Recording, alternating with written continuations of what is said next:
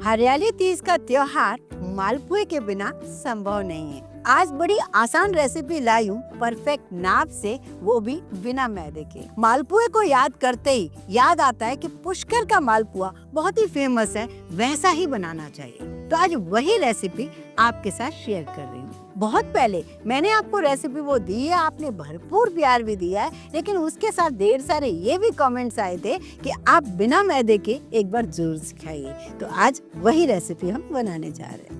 तो चलिए रेसिपी शुरू करते हैं। एक पैन में थोड़ा सा पानी डालकर मैंने यहाँ पर आधा लीटर फुल क्रीम दूध डाला है। दूध अगर कच्चा है तो भी डाल सकते हैं, जैसे मेरी तरह उबला हुआ है जिसमें मलाई आ गई है वो भी डाल सकते हैं। मेरे पास आज कच्चा नहीं है, उबाल लिया था तो ऊपर से मलाई भी आ गई है।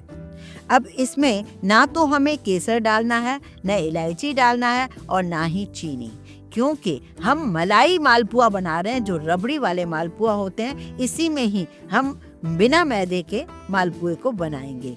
तो यहाँ पर दूध को हमें गाढ़ा करना है, जैसे कि आधा लीटर मतलब 2 कप दूध था, उसे मैंने उबलने के लिए रखा था। 1 कप से थोड़ा कम बचे, बस इस हिसाब से, आधे से थोड़ा और ज्यादा पक जाए आप इसका गैस बंद कर दें। अभी इसको हमें पूरी तरीके से ठंडा करना होगा। अब बारी है चाशनी की। हमें चाशनी बनाने के लिए ये जो मैं अभी आपको परफेक्ट नाप बता रही हूँ, इसके लिए 1 कप से थोड़ी कम आपको चीनी लेनी है, उतना ही पानी लेना है और चिपचिपी चाशनी चाहिए, तार वाली चाशनी नहीं चाहिए। बस इस ट्रिक को जरूर ध्यान में रखिए। इन दोनों को मिलाकर एक पैन में मैं इसकी चाशनी बना रही हूँ। इसमें हम थोड़ी सी केसर या इलायची डाल देंगे। मैंने इसमें थोड़ी सी केसर की पत्तियां डाली हैं और इसे हम चीनी घुलने के बाद 2 से 3 मिनट तक और पकाएंगे, जिससे ये चिपचिपी चाशनी हो जाएगी। मतलब जैसे गुलाब जामुन की चाशनी होती है ना, वही चाहिए। तो लीजिए, चाशनी भी तैयार हो गई, 2 काम हो गए। इधर हमें लेना है गेहूं का आटा। मालपुए को बिना मैदे के आज बना रहे हैं, तो गेहूं का आटा चाहिए आधा कप। आधे कप से कितने बनेंगे मालपुए और किस साइज से बनेंगे, ये सारा चीज आप देखेंगे, उस हिसाब से आप बनाएं। साथ में 1 चम्मच सूजी का, अगर टेबल स्पून नहीं है तो चावल खाने वाला जो चम्मच होता है ना, बस उससे नाप कर डाल दीजिए सूजी। कोई भी सूजी होगी चलेगा, मोटी पतली, और उसमें डाल दीजिए 2 इलायची। इसे ग्राइंड कर लीजिए तो बस एक सा हो जाएगा मिश्रण। तो ये मिश्रण मैंने आटा तैयार कर लिया है। रबड़ी भी ठंडी हो चुकी है। अब इस मिश्रण में विस्कर से या जैसे भी चम्मच से धीरे धीरे ये मिश्रण डालते जाएं, और साथ में 1/4 कप मैंने दूध रखा है। ये दूध जो है रूम टेम्परेचर वाला है, सादा है, कोई भी ले सकते हो। इसके बदले आप पानी भी ले सकते हो। मैंने दूध ही ले लिया है। धीरे धीरे दूध, थोड़ा आटा, थोड़ा दूध, थोड़ा आटा डालकर इसका एक बैटर बनाना है, और पूरे जो रबड़ी में लच्छे थे वो भी मिक्स हो जाएंगे। 2 चम्मच पानी या दूध और भी मिलाओ, मतलब मैंने 1/4 कप के बाद भी मुझे 2 चम्मच और डालना पड़ा था दूध, तो वो भी मैंने डाल दिया है। कुल मिला के इसकी कंसिस्टेंसी ऐसी होनी चाहिए। इसे एक ही डायरेक्शन में हमें फेंटना है, जिससे ये बहुत हल्का हो जाए मिश्रण। इसकी कंसिस्टेंसी पर खास ध्यान दीजिए। कंसिस्टेंसी अगर परफेक्ट होगी तो मालपुआ फूला फूला, परफेक्ट, मुलायम और मजेदार बनेगा। अगर कंसिस्टेंसी परफेक्ट नहीं हुई तो या तो वो पतली हुई तो वो छिटकने लगेगा, अगर बहुत ज़्यादा गाढ़ी हुई तो गोल ना होकर एक बॉल की तरह बनेगा। तो कंसिस्टेंसी का खास ध्यान रखिए। अब इसे 10 मिनट के लिए हम रेस्ट दे देते हैं। अब बारी है इस मालपुए को तलने की। तो हमें इसके तलने के लिए आप घी भी ले सकते हो, ऑयल भी ले सकते हो। अगर घी लेते हो तो कोई बात नहीं, जैसे मैंने भी ले लिया आज घी। अगर घी नहीं लेना है तो ऑयल ले सकते हो, बस उसमें एक स्ट्रॉन्ग वाला फ्लेवर नहीं आना चाहिए, जैसे सरसों का तेल या तिल का तेल या पीनट का तेल नहीं होना चाहिए। नॉर्मल जो होता है जिसमें फ्लेवर नहीं होता है, रिफाइंड तेल से आप बना सकते हो। अब बारी है, बहुत सारे मेरे व्यूअर्स यही कहते हैं कि कढ़ाई में जाकर कोई भी मीठी चीज चिपक जाती है। ऐसा ना हो, एक परफेक्ट ट्रिक को समझ लीजिए।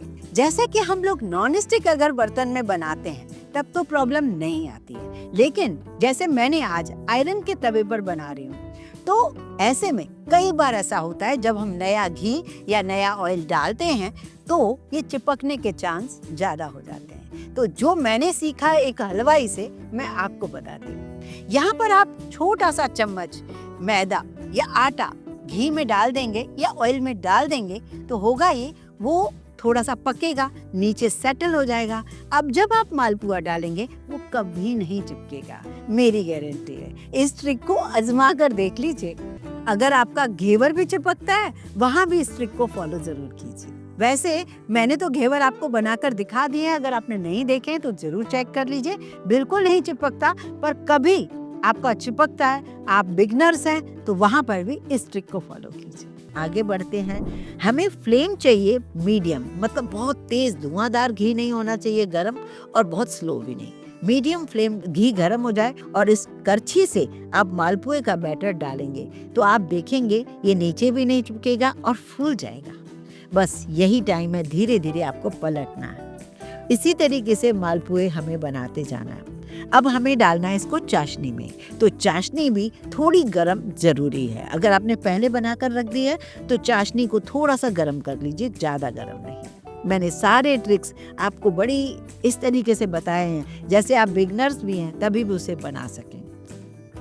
हल्की गरम चाशनी में ये गरम गरम जब मालपुआ डालेंगे बस 1 से 2 मिनट काफ़ी रहेगा, उसके बाद उसे निकाल के एक थाली में रखते चले जाएंगे। इसी तरीके से 2-2, 3-3 इस बड़ी कढ़ाई में हम डाल रहे हैं मालपुए। कोई भी बिखर नहीं रहा, कोई भी ऐसे मोटे लड्डू की तरह नहीं बन रहा, मतलब ये कंसिस्टेंसी बिल्कुल परफेक्ट है। अगर बिखरता है मिश्रण मतलब वो बैटर की कंसिस्टेंसी लूज है। अगर गोले जैसा बन जाता है, फैल नहीं रहा, गोल नहीं बन रहा, गोले लड्डू जैसा बन रहा है, मतलब वो मिश्रण जो है गाढ़ा है। यही पहचान होती है मालपुए के मिश्रण के लिए कि मिश्रण बिल्कुल करेक्ट ऐसा होना चाहिए।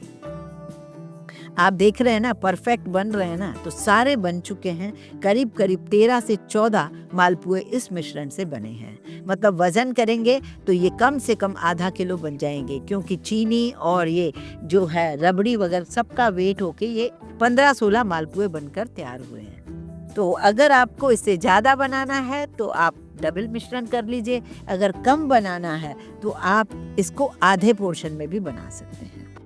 ड्राई फ्रूट की कतरन से इसे सजा सकते हैं।